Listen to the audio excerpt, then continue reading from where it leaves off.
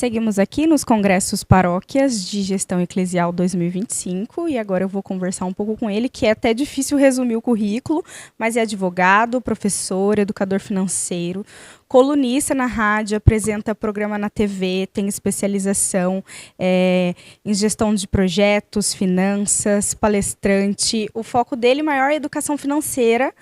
Autor também de um livro, e vamos conversar aqui um pouquinho com ele para descobrir muito mais. Matheus Machado, boa tarde. Boa tarde, seja bem-vindo. Obrigada Imagina, por aceitar conversar aqui um pouco com a gente. Prazer estar aqui, obrigado pelo convite.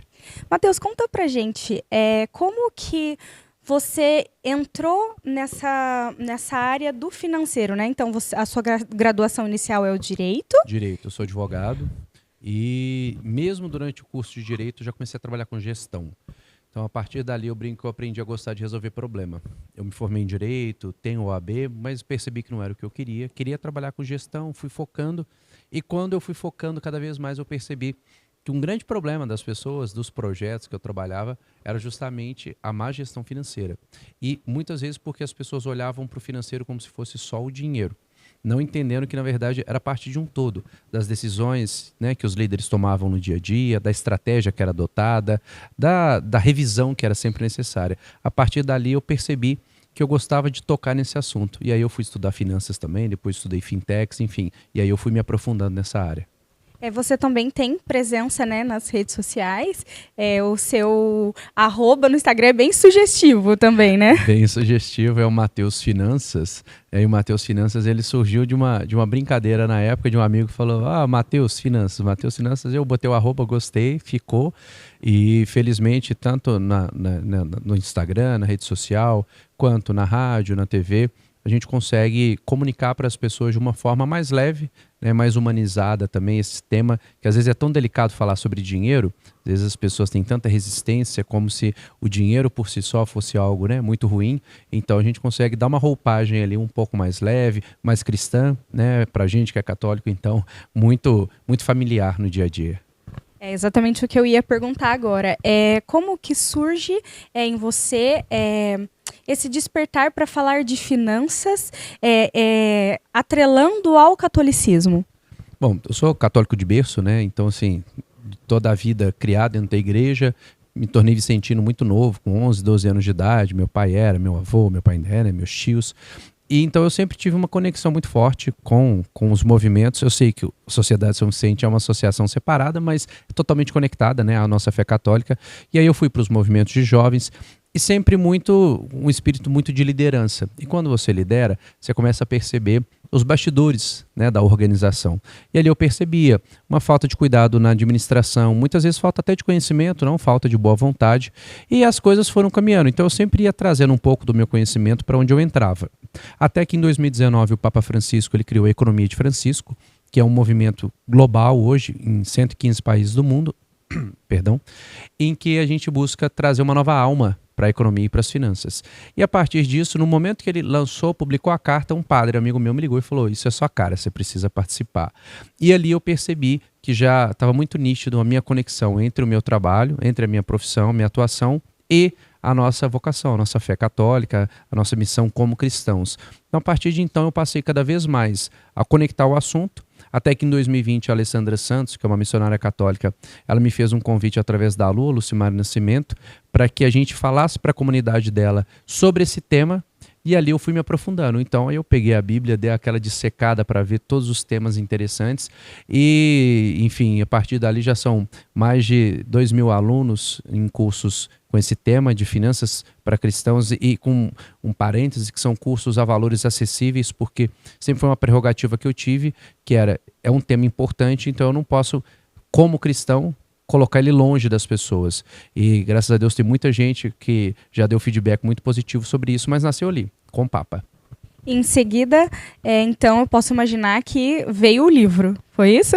Foi isso. Eu escrevi esse livro no fim de 2020, início de 2021. Escrevi ele até de uma forma muito rápida, estava tudo muito fresco na minha cabeça. Dei uma engavetada, tive uma síndrome do impostor ali, pensando, um assunto muito delicado, dá uma segurada, publicar um livro não é uma coisa tão simples. Até que em 2023, início de 2023, fiz um contato com a Ave Maria E ali o pessoal, surpreendentemente, porque eu pensava, qual editora católica em sã consciência que vai querer falar sobre dinheiro, né? O pessoal falou, esse tema é interessante, a gente acha que ele precisa ser falado. Então, né, nós começamos a trabalhar o livro, foi lançado na Bienal do Rio em 2023, estamos na segunda edição, ele foi adquirido pela São Pablo da Colômbia, vai ser publicado em espanhol para a América Latina. Estou indo para Bogotá agora em maio para fazer o lançamento lá na Feira do Livro em Bogotá. Então, assim, graças a Deus, né, porque tudo é a vontade dele, o livro tem ido bem e para esse ano tem mais um saindo. Olha que bacana. E o livro dele está aqui, ó, Como Administrar os Recursos que Deus Coloca em Suas Mãos. E eu dei uma folheada, né? Confesso que eu ainda não li, mas eu vou ler agora. Eu achei muito bacana a dinâmica que você aborda no livro. Eu gostaria de saber como que foi para você a construção, né, desse conteúdo. Eu sei que ali tem planilhas, tem indicações. Como que você pensou enquanto escrevia esse livro? Bom, a primeira coisa foi trabalhar a nossa mentalidade, né? Eu falo cristãos porque nós cristãos que seguimos a Cristo, a gente segue os mesmos princípios e valores. E às vezes a gente cresce com as mesmas crenças e limitações. Então, muitas coisas às vezes que a gente ouve, como por exemplo, que dinheiro não traz felicidade, ou que dinheiro é sujo, ou que dinheiro atrai coisa ruim, ou que dinheiro é a raiz de todos os males. E boa parte dessas frases, ela vem de trechos mal cortados da Bíblia. Então são expressões que muitas vezes estão dentro da Bíblia e a pessoa fala, isso é bíblico. Só que na verdade é dentro de um contexto maior e muitas vezes não literal, não é exatamente aquela frase. E aí a pessoa toma como uma verdade absoluta, se distanciando desses pequenos cuidados, né? O Frei André Tavares, que é o provincial dos dominicanos aqui no Brasil, escreveu o meu prefácio e ele foi muito feliz no prefácio inteiro, que é curto, mas extremamente de qualidade, mas em um momento ele fala que a partir do momento que a gente começa a desprezar Deus das coisas materiais que nós temos, é como se nós selecionássemos em que parte da nossa vida nós queremos que Deus atue, quando na verdade o Deus é Deus das coisas materiais e imateriais. Ele cita Santo Tomás de Aquino, Coapoeriesus, enfim, ele traz uma riqueza sintetizando um pouco desse receio. Então o que eu trouxe para o livro foi isso, na primeira metade, uma forma de nós trabalharmos essa percepção do católico em relação ao dinheiro e como nós ressignificarmos essa nossa mentalidade sem nos tornarmos mesquinhos, né? Eu já deixo claro para as pessoas que ninguém quer servir a dois senhores, né? Ou vai servir a Deus ou ao dinheiro, nós vamos servir a Deus, mas mostrando para as pessoas que o dinheiro nada mais é do que uma ferramenta, um instrumento que nos serve o seu dono. E se nós servimos a Deus, o dinheiro bem utilizado, ele pode realizar grandes maravilhas. E aí na segunda metade do livro eu explico para as pessoas, então como que a gente coloca isso na prática? Como que você reorganiza a sua vida financeira? Como que você começa a ter um bom controle financeiro, faz uma boa análise, começa a priorizar com qualidade, e aí você vai crescendo ali dentro dessa metodologia, que é muito simples, tanto é que você falou, né? Eu trago planilha, eu trago muitas perguntas, que eu falo, eu não consigo saber a realidade financeira de cada um, mas você sabe a sua. O que eu preciso saber é fazer as perguntas corretas. Então eu tento, né, e tenho tido bons retornos que através do livro as pessoas consigam tanto trabalhar a sua própria percepção em relação ao dinheiro e à fé, quanto também trabalhar a sua reorganização financeira. Você acredita que, diante, né, desse cenário que a gente vive, as pessoas estão perdendo um pouco essa crença de que não é possível prosperar e ser fiel? Estão. Felizmente é um assunto que cada vez mais me é demandado, inclusive por paróquias que me convidam para falar sobre o tema, mostrando que quando a gente busca uma vida plena e abundante, ela não precisa ser restrita a uma área específica. Tanto é que o livro chama Como Administrar os Recursos que Deus Coloca em Suas Mãos. Então nós, embora o dinheiro seja assim o tema principal, os recursos não são apenas financeiros, mas os dons e os talentos que nós temos. Então essa vida plena e abundante, ela inclui também nós aprendermos a lapidar os dons que nós temos. A passagem dos talentos ela é muito explícita, quando ela pune aquele servo que escondeu o seu talento.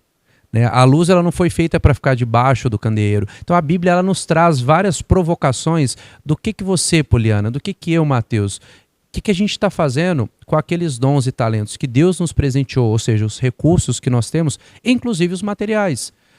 Eu venho de uma família muito simples, eu sou filho de caminhoneiro, de professora, meus pais sempre tiveram muito zelo pelos recursos, fossem quais fossem, desde o alimento na mesa até o dinheiro no bolso. Então eu cresci tendo esse privilégio de ter pais que não destrataram o dinheiro. Tem um ditado popular que diz que dinheiro não leva desaforo para casa.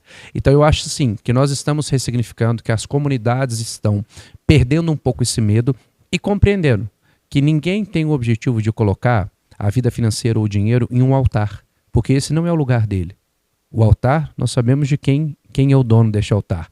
Agora, estão percebendo que quando nós temos uma vida financeira, uma vida bem organizada, a gente tem mais tempo para se dedicar à comunidade, para contribuir nas paróquias, para dizimar. Né? Tanta gente fala, eu gostaria tanto de poder oferecer o dízimo todos os meses. Então, primeiro arrume a sua casa. Depois nós vamos dar um novo passo.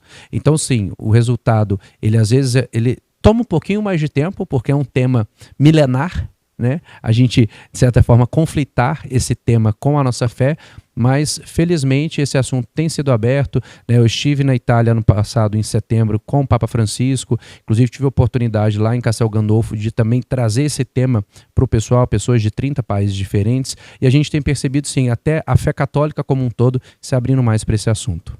Você falou uma coisa interessante, que é a questão do dizimar, mas assim, voltando um pouquinho, antes de chegar no dízimo, muitas coisas acontecem dentro da nossa casa. A gente que é criado interior, e eu sei que você também a gente tem a gente foi educado, né, com aquilo que a nossa melhor roupa é a roupa de missa. Então isso mostra, né, que em casa a gente já se prepara para dar para Deus o melhor, né? Então para isso, e com isso também inclui os nossos recursos, os nossos dons, né?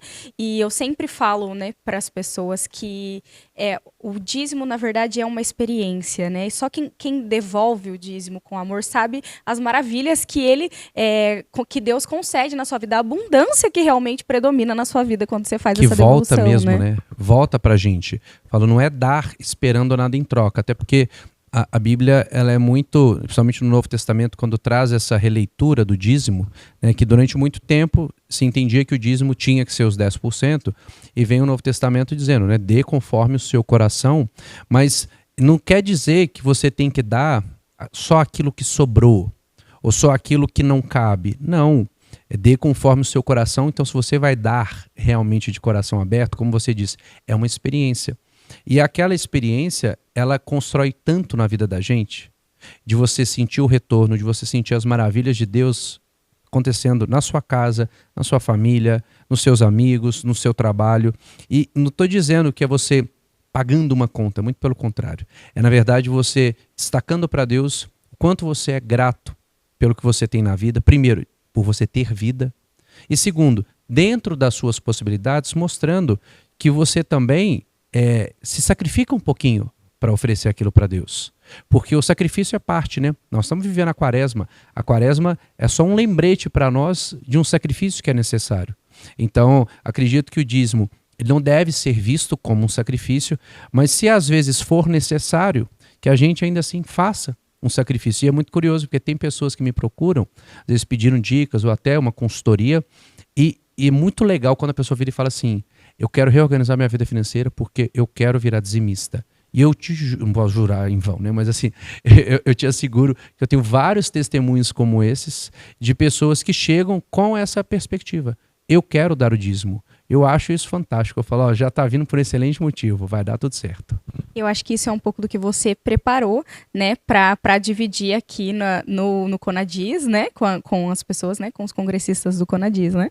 Perfeito. A gente vai ter oportunidade, né, de conversar com a turma. Então, desde esse trabalhar uma nova perspectiva, quanto também os cuidados práticos, né, de como que a gente realmente coloca isso em prática. Desde a pessoa que quer colocar em prática dentro da própria casa, até aquela que quer colocar dentro de uma pastoral, de uma paróquia, de um grupo, porque o conceito por trás ele é muito parecido. A gente vai adaptar conforme, às vezes, uma exigência legal, uma tributação, uma fiscalização, mas, no geral, a gente repensar a nossa vida vai passar pelos mesmos passos. Então, nós vamos falar disso. E aí você também vai estar presente, né, no Conage e no Economatos, né, que é mais voltado para a gestão, para o clero. O que você preparou para trazer, né, para refletir junto com o público? Bom, um dos assuntos vai trazer junto com ele um tema muito delicado, mas muito importante, que é a transparência, né? Quando a gente fala de gestão financeira, a gente não pode se esquecer que esses ambientes eles estão fazendo a gestão de um recurso de terceiros. É quase dizer que é um recurso público, porque no fundo ele não é da paróquia, ele não é do padre, ele é da comunidade.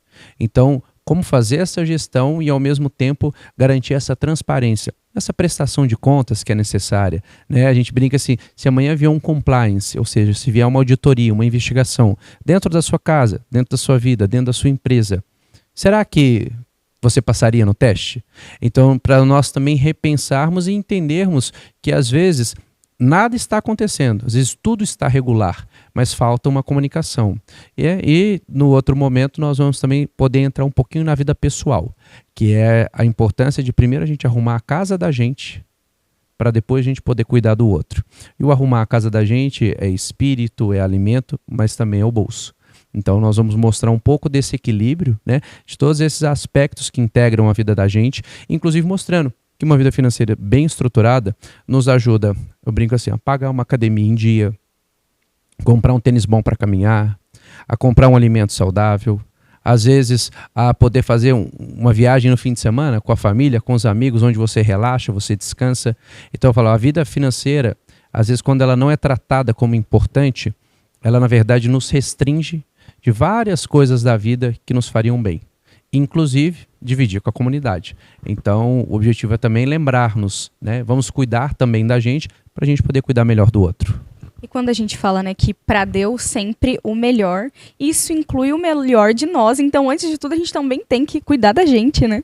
Perfeito. A sua definição eu não poderia sintetizar de maneira melhor. Como que eu vou cuidar do outro se eu tô mal? Quando você viaja de avião, o motorista lá, a comissária já avisa, né? Se acontecer qualquer coisa, máscaras de oxigênio cairão, mas primeiro coloque em você, para só depois você tentar ajudar o outro, porque ali naquele meio tempo você pode perder o ar, aí você nem se ajudou, nem ajudou o outro. Então na nossa vida não é muito diferente. Vamos cuidar bem da gente, para a gente poder entregar o melhor para Deus e também poder entregar o melhor para o próximo. E como você avalia a necessidade e a importância de eventos formativos como esse, né, da revista Paróquias, para não só para o clero, mas também para todos os ministérios e pessoas engajadas, né, para que elas realmente se formem e consigam trabalhar dentro, né, de suas funções na igreja? Fundamentais. É inevitável dizer que muitas pessoas podem estar errando, podem cometer e causar problemas muito graves por desconhecimento. Então a formação, ela previne problemas, ela cria soluções, ela corrige, né, coisas que estão fora de rota. Então a formação, se ela puder ser contínua, que ela seja contínua, porque nós precisamos disso, nós precisamos parar em alguns momentos, estudar, buscar conhecimento, rever o que a gente está fazendo. Então eventos como esse, eles são assim necessários, né? Não vou dizer, tem gente que fala assim, mas está profissionalizando a igreja. Eu falo, não, estamos profissionalizando a gestão, porque a igreja já é profissional desde que Cristo veio. A gente é que ainda é um pouco amador. Então ninguém está tornando a igreja uma empresa, porque ela não precisa ser isso. Mas, como muito bem dito, para Deus o melhor. Então nós temos que aprender a gerenciar muito bem aquilo que Deus coloca, né, nas mãos da gente, nas mãos dos padres, dos leigos, dos missionários, para que todos nós possamos oferecer o nosso melhor. E o nosso melhor passa por isso, né? Estudar, aprimorar, aprender, para quando voltar para casa, entregar algo de muito mais qualidade. Eu queria perguntar o que você está achando, mas, gente, eu peguei o Matheus chegando aqui, que eu sei que depois vai ser bem corrido, mas eu queria que você contasse para a gente como que foi para você, né, esse convite, como que você recebeu. Maravilhoso, né? Primeiro que estar em Aparecida é uma bênção, né? O meu quadro na TV é aqui, na TV Aparecida, o Metas Financeiras. Então eu me sinto muito em casa, venho para Aparecida desde criancinha, meus pais sempre vieram, a gente sempre, e normalmente todos os anos. Então só de ser aqui já é algo muito abençoado. E segundo, ter o privilégio, que eu considero privilégio, de ter o meu nome, né, lembrado para falar de um evento dessa importância, que é um evento para cuidar da missão da gente, da igreja da gente, poxa, eu sinto assim que acho que por alguma coisa eu estou sendo um bom instrumento nas mãos de Deus. E espero, né? Espero que isso possa multiplicar ali em quem está ouvindo e depois multiplicar quando eles devolverem para as comunidades. Poxa, maravilha, e estou muito feliz mesmo, super grato com o convite. Agora, uma dica para quem quer começar a se organizar, quem está totalmente bagunçado, e não é nem só o guarda-roupa. Olha, eu quero começar, eu quero fazer, né, desse ano um ano diferente, um ano de mudanças. Por onde que eu começo? Eu até vou inverter aqui numa ordem que eu faço normalmente. A primeira coisa, já que a gente já está com o ano andando, seria encontre um motivo forte o suficiente para você mudar. Ou seja, pense um sonho que você tem. Seja desde um sonho que às vezes você considera simples, como por exemplo, eu quero me tornar um dizimista, até eu quero fazer uma viagem, eu quero peregrinar, eu quero ir a Fátima, eu quero vir a Aparecida, eu quero ir a Roma, ao Vaticano. Pense num sonho forte, educar meus filhos, trocar de casa. Uma vez que você tem esse sonho, aí você vem para esses passos, que o primeiro é fazer um bom controle financeiro, ou seja, se você não sabe o quanto você ganha e o quanto você gasta, e principalmente para onde vai esse dinheiro que você está gastando, você não se conhece. Existe uma coisa dentro da psicologia financeira que é o autoconhecimento financeiro, que é basicamente dizer, eu consigo definir a Poliana se você me abrir o seu extrato do banco e do cartão. Então, ai, meu Deus. Então a primeira coisa seria isso. Pegue isso, né, faça esse controle, pelo menos, se for possível, dos 3 últimos meses, e aí você vai para o segundo passo, que é fazer essa análise, né, de ver, deixa eu ver para onde foi, e aí depois da análise, obviamente, o terceiro passo vai ser o quê? O diagnóstico. Você vai ter uma resposta sobre se você está bem, se você está mal, se você está mais ou menos, e ali você começa a definir qual que é a correção de rota que você vai fazer. Qual que é a correção de rota, Matheus? Eu vou definir o que é mais importante, o que é menos importante, então eu defino prioridades como o 4º passo. O 5º, eu vou fazer alguns cortes, eu vou fazer algumas reduções. Lembra, tudo aquilo inspirado naquele sonho, que outro dia a gente fala como é que eu transformo o sonho em meta. Mas aí você faz os cortes, as reduções, ou seja, tira algumas coisas que estão erradas ou que estão demais na sua vida. E aí você vai poder poupar. Quando você poupa, você precisa investir. Porque, infelizmente, a gente mora num país que tem uma inflação considerável, tem uma taxa de juros alta. Então as pessoas falam, mas eu não sei investir. Então eu vou dar uma dica para quem está nos acompanhando, uma dica muito simples. Se você nunca investiu, vai no seu banco, abre uma conta aí numa corretora de investimentos e você aplica lá, por exemplo, no CDB de liquidez diária ou no Tesouro Selic. Para começar. Por quê? Porque isso vai pelo menos te ajudar a preservar o poder de compra do seu dinheiro face à taxa de juros do nosso país. Então, são coisas muito simples, mas que dão um trabalhinho a gente colocar em prática. Por isso, o primeiro passo, eu volto, é a questão do sonhar. Veja quais são seus sonhos, quais são suas motivações, porque toda vez que você pensar em falhar, lembra do porquê que você está fazendo tudo aquilo. Porque um dia você vai pagar a faculdade dos seus filhos, porque um dia você vai morar numa casa melhor, porque um dia você vai visitar a Terra Santa. E aí você vai perceber que vale muito mais a pena continuar insistindo.